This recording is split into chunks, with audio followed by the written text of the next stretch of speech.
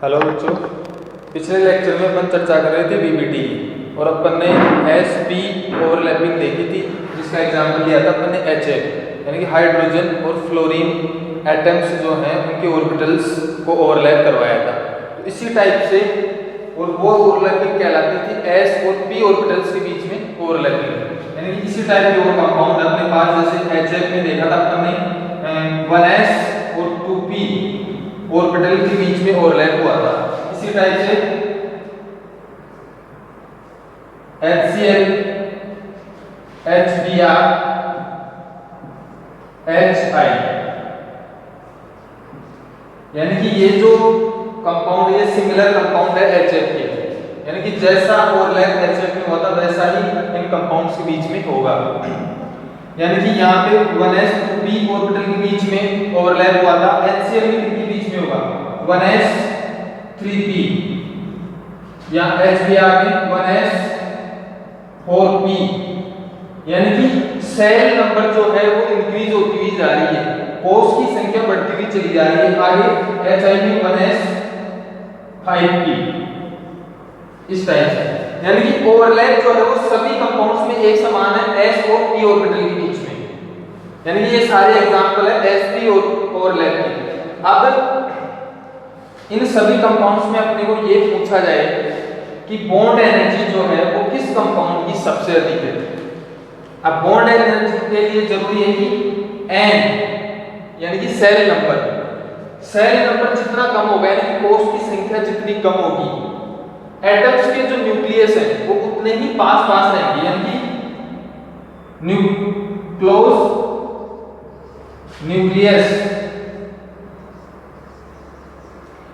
Nucleus अगर close रहेंगे, ज्यादा पास रहेंगे, तो उनकी बॉन्ड एनर्जी जो है वो होगी इंक्रीज, बॉन्ड एनर्जी अधिक होगी एनर्जी। यानी कि अपने को इससे पता चल रहा है कि सेल नंबर जो है अगर वो कम होगी, कोषों की संख्या कम होगी, तो न्यूक्लियस जो है वो ज्यादा पास आएंगे, ज्यादा पास आने से बॉन्ड एनर्जी बढ़ेगी। अब बॉन्ड एनर्जी बढ़ेगी तो अपन इस तरफ चलें तो सेल नंबर जो वो बढ़ रहा है, यहाँ पे 1s 2p था या 1s 3p या 1s 4p या 1s 5p, यानी कि सेल नंबर इंक्रीज हो रहा है। तो इसका मतलब हुआ कि जो न्यूक्लियस है वो दूर जा रहे हैं, तो बॉन्ड एनर्जी का मान कम होगा। यानी कि बॉन्ड एनर्जी की रेस्पेक्ट में अगर अपन इन सभी कंपाउंड्स को देखें कि बॉन्ड एनर्जी सबसे ज्यादा कौन से कंपाउंड की होगी, तो इनका क्रम होगा ये वाला, ये सबसे अधिक बॉन्ड एनर्जी होगी HF की, सबसे कम बॉन्ड एनर्जी होगी HI की। रीजन क्या है, HI में सेल नंबर जो है वो बढ़ जाएगा, बढ़ने की वजह से इनके जो न्यूक्लियस वो दूर चले जाएंगे, दूर जाने से बॉन्ड जो है वो वीक होता है, यानी बॉन्ड एनर्जी कम होगी। अब इसी सीक्वेंस को अगर अपन बॉन्ड लेंथ की रेस्पेक्ट में देखें, बंद दूरी, तो बॉन्ड लेंथ जो वो सबसे अधिक किसकी होगी, सीधा सा पता चल रहा है कि HI जो है उसकी बॉन्ड लेंथ सबसे अधिक होगी, यानी बॉन्ड लेंथ इसमें सेल नंबर सबसे ज्यादा है, तो बॉन्ड लेंथ इसका 10 इनवर्स हो जाएगा, ये वाला क्रम होगा। बॉन्ड लेंथ सबसे कम HF की, सबसे अधिक HI में, बॉन्ड एनर्जी सबसे अधिक HF की, सबसे कम HI में।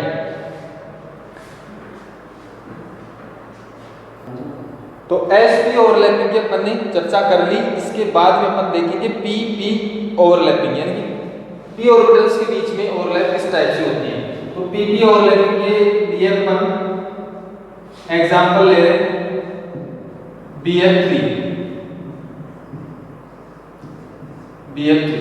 BF3 की स्ट्रक्चर आपको पता होगी, कुछ इस टाइप से होती है।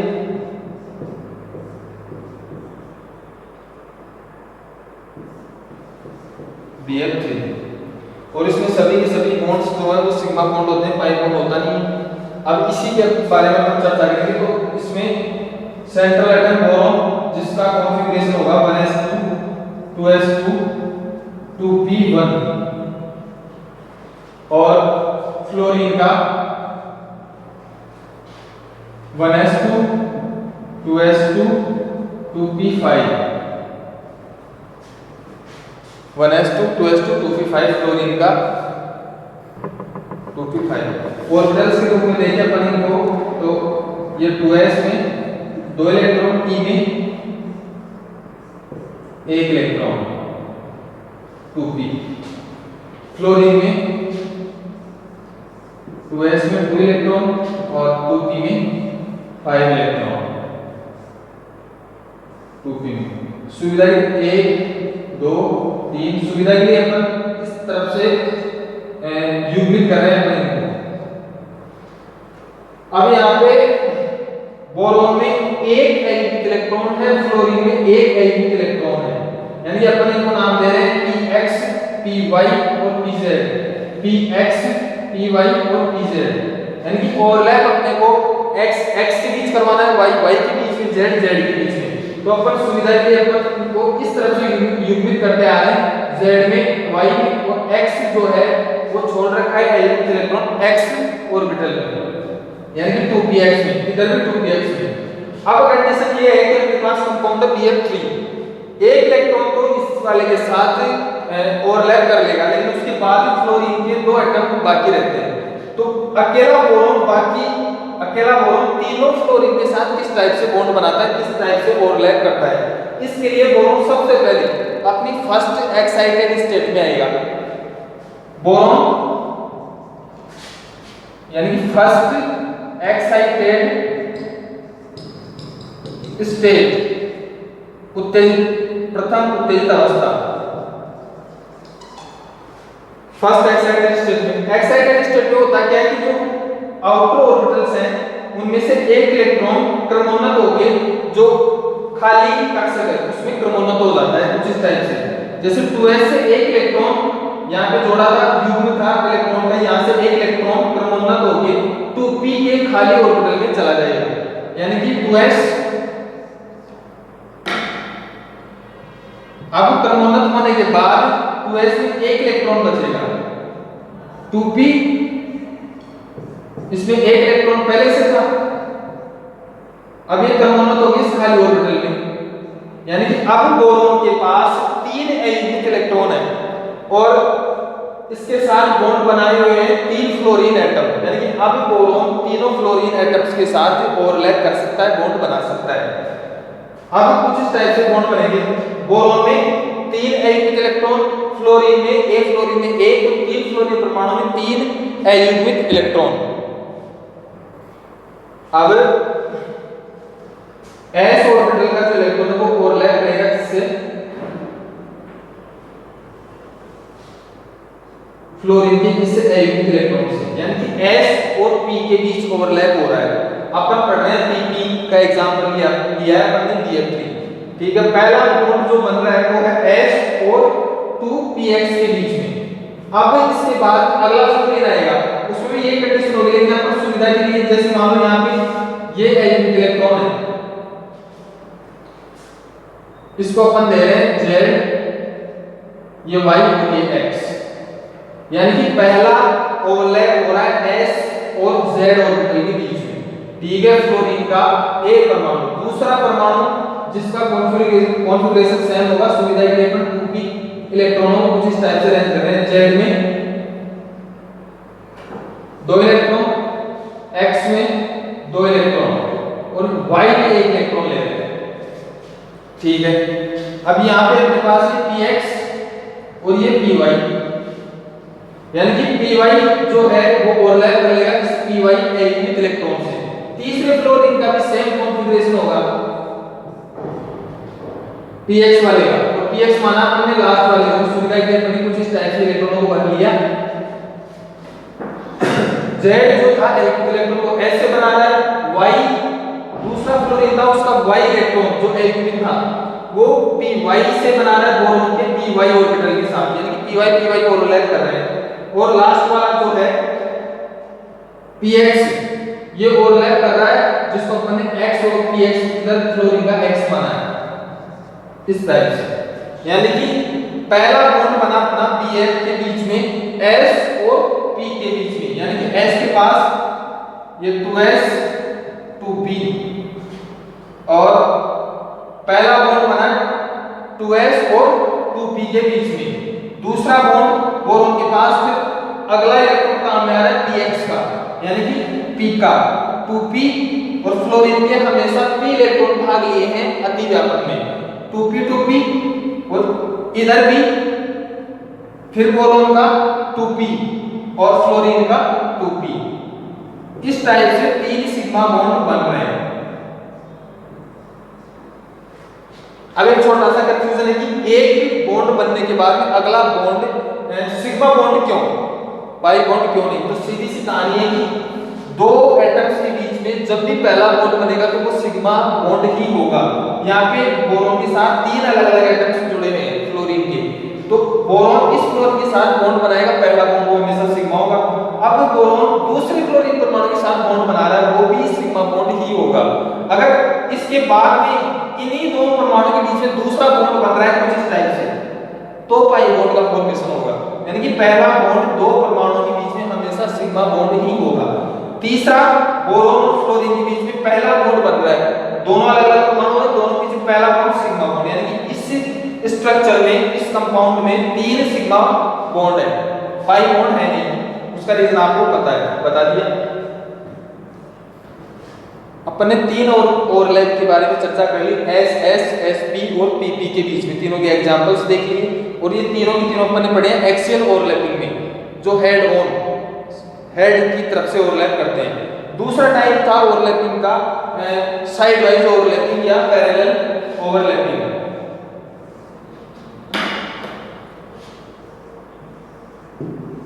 साइड वाइज या पैरेलल ओवरलैपिंग। साइड वाइज यानी कि साइड वाइज ओवरलैपिंग आपको पहले बताइए कुछ इस टाइप से होगी, इस टाइप से बॉन्ड बनाएंगे।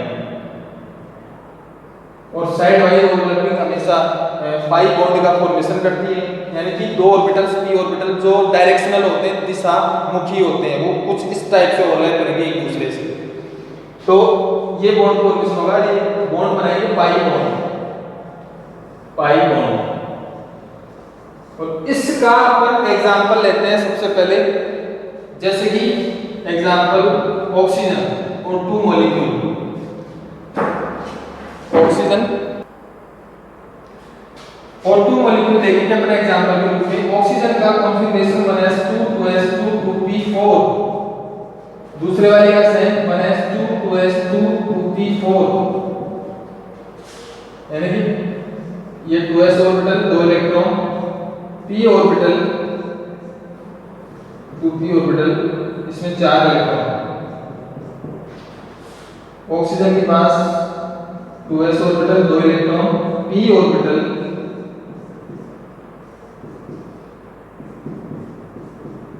4 इलेक्ट्रॉन।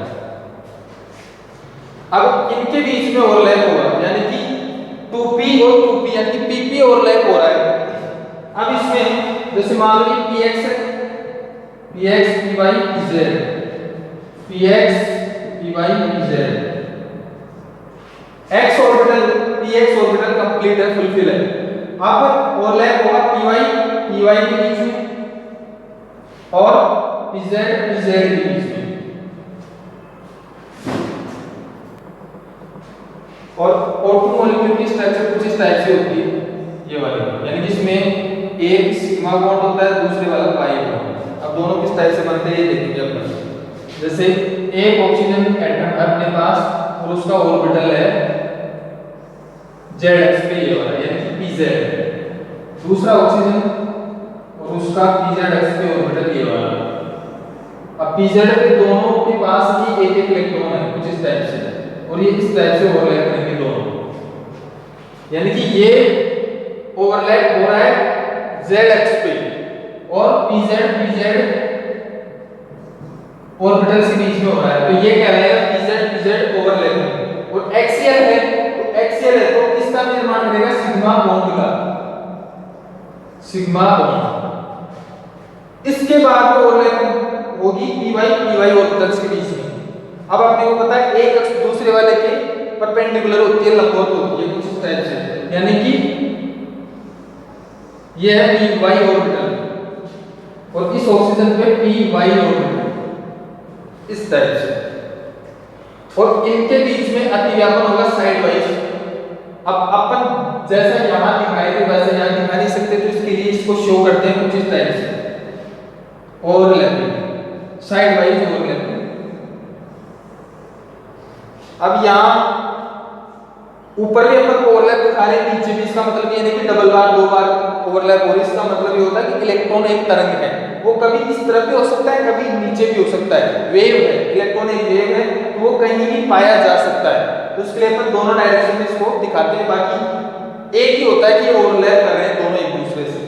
ये होता है पी वाई ओवरलैपिंग, ये पी वाई ऑर्बिटल, ये वाला पी वाई, और ये ओवरलैपिंग है पी वाई ओवरलैपिंग। अब साइड वाइज है तो ये बॉन्ड फॉर्मेशन करती है पाई बॉन्ड, यानी कि O2 मॉलिक्यूल में दो ऑक्सीजन परमाणु के बीच में एक सिग्मा बॉन्ड होता है और एक pi bond. Sigma bond axial overlapping से आता है, पाई बॉन्ड पैरेलल ओवरलैपिंग से आता है। कुछ इस तरह देखते जैसे अपने पास दो बॉन्ड थे, पहला बॉन्ड सिग्मा बॉन्ड, दूसरा bond pi bond. Side wise overlapping का अपन एक एग्जांपल और देखते हैं, N2 नाइट्रोजन अणु। अब N का कॉन्फ़िगरेशन 1s2 2s2 2p3, दूसरे वाले का 1s2 2s2 2p3, 2s orbital fulfil, 2p orbital, तीनों electron unpaired, 2s fulfil, 2p orbital unpaired, तीनों इलेक्ट्रॉन अनपेयर्ड इसमें भी। यानी कि अपन मान रहे हैं इसको px py और pz, px py और pz, यानी कि अनपेयर्ड के बीच में ओवरलैपिंग होगी। तो सबसे पहले x के बीच में, उसके बाद y के बीच में और z के बीच में। अब अपन इसको x जो एक्सियल ओवरलैपिंग होती है उस अक्ष को मान रहे हैं z अक्ष, यानी कि इस तरह से ओवरलैपिंग z वाले का z ऑर्बिटल से, y का y वाले से, और x का x ऑर्बिटल से ओवरलैपिंग। अब नाइट्रोजन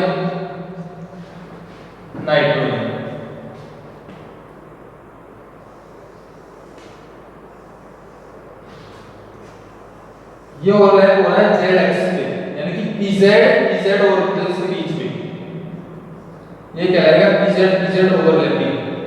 और एक्सियल है ओवरलैपिंग तो बॉन्ड फॉर्मेशन होगा सिग्मा बॉन्ड, ठीक है। उसके बाद में जैसे y ऑर्बिटल्स के बीच में ओवरलैपिंग होगी तो y होता है z के परपेंडिकुलर इस टाइप से, यह है py ऑर्बिटल, और इनके बीच में ओवरलैपिंग होगी साइड वाइज।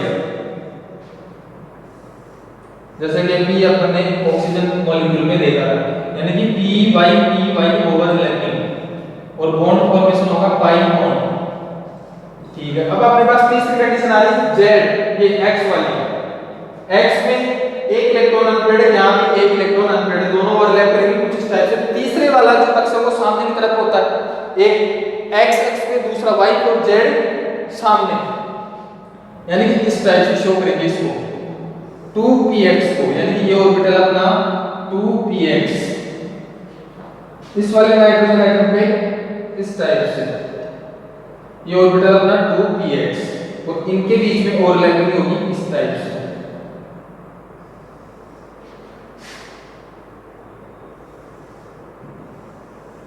इस टाइप से ये ओवरलैपिंग कहलाएगी px ओवरलैपिंग। और इससे भी जो बॉन्ड फॉर्मेशन होगा वो होगा पाई बॉन्ड, यानी कि दो एटम्स को N2 की स्ट्रक्चर होती है ये वाली। अब इस स्ट्रक्चर से ओवरलैपिंग से अपने को पता चल रहा है कि इसमें एक ही सिग्मा बॉन्ड है जो z एक्सिस पे बना है एक्सियल ओवरलैपिंग से, ये वाला। तो पहला बॉन्ड अपने को पता है बनता है सिग्मा बॉन्ड, ठीक है। दूसरी ओवरलैपिंग पैरेलल हो रही है, साइड वाइज हो रही है, तो पैरेलल ओवरलैपिंग से बॉन्ड फॉर्मेशन होता है pi bond, py pi bond, यानी कि दूसरे वाला बॉन्ड जो है अपना वो है पाई बॉन्ड। और तीसरे वाली जो ओवरलैपिंग है px के बीच में वो भी साइड वाइज है, तो तीसरा बॉन्ड भी कौन सा होता है पाई बॉन्ड, यानी कि दो एटम्स के बीच में पहला बॉन्ड हमेशा सिग्मा बॉन्ड, उसके बाद वाला बॉन्ड पाई बॉन्ड, उसके बाद वाला बॉन्ड भी पाई बॉन्ड, ये एग्जाम्पल था अपना N2 का। कल अपन अगले लेक्चर में H2 अणु की VBT थ्योरी ने बॉन्ड एनर्जी और बॉन्ड लेंथ किस टाइप से काउंट की, कैलकुलेशन की, उसकी चर्चा करेंगे। Thank you.